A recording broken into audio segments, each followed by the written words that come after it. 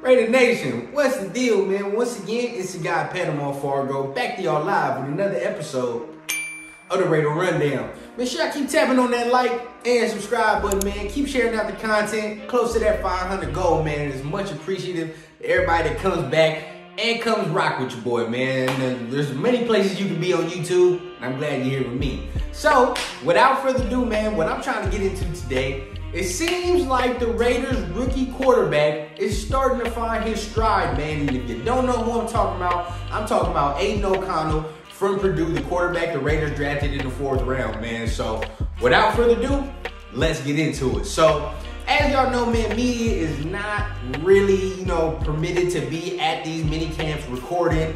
That's why we haven't seen a lot of footage of what's going on in the practices, because right now media is not available to go ahead and record what's going on in practice. So all we hear is from what the beat writers are saying on Twitter, and also just mainly small little clips you'll see on social media, right? But as you've seen, the Raiders keep it pretty close to the vest, keep it pretty hush-hush, you feel what I'm saying? So at the end of the day, we're not gonna really know a lot other than what these beat writers are telling us, all right? So somebody that has been talking about Aidan O'Connell a lot that I've seen that's popped up on my feed is Vinny Bonsignore. Now, from yesterday, right?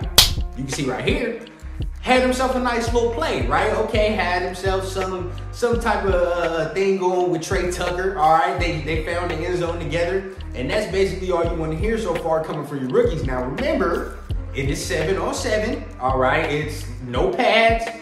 We're not live right now, bro, so it's basically, shorts, shirt. So at the end of the day, you're hoping they look good, right? But you want to hear that they're catching their stride, okay? Now, when you look at Aidan O'Connell, I know everybody was kind of disappointed that we waited until the 4th round to grab a quarterback. But if you look at Aidan, bro, he is the most prototypical quarterback you can have for this Josh McDaniels system, all right? What am I talking about? When you see Josh McDaniels and the type of quarterbacks that he chooses, the type of quarterback he selects for his perfect ran offense, right?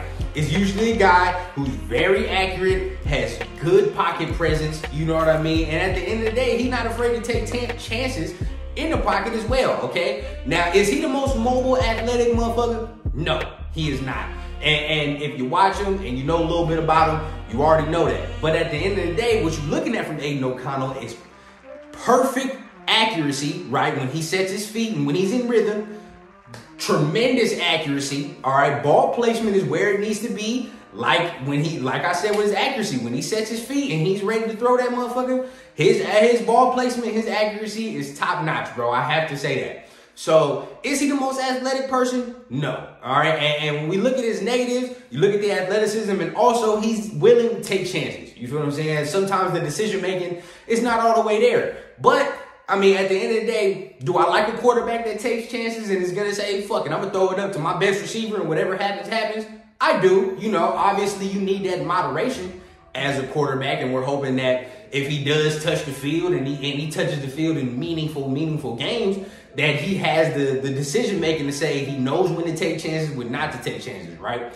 So at this portion right here, I like what I hear from Aidan O'Connell, man. Vinny Bonsignore also said earlier in minicamp, a couple days ago, a week ago, that although it's early, he still looks good. Another separate tweet pertaining about Aidan O'Connell's ability, all right? Now, to me, he has the tools that you need for a starting quarterback, okay? He has the tools. Now, for the ceiling of starter he would be, I can't tell you that. I don't know.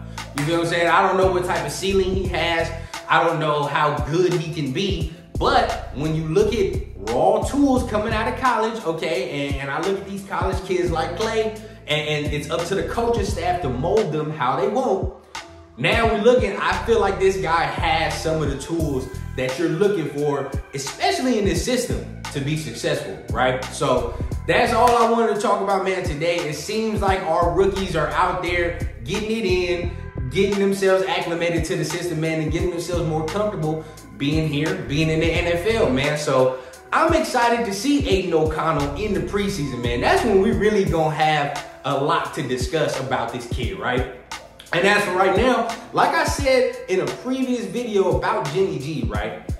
the fact that Jimmy G is not in mini camp right now, okay, it does hinder some of the offense because you don't have your starter out there, right?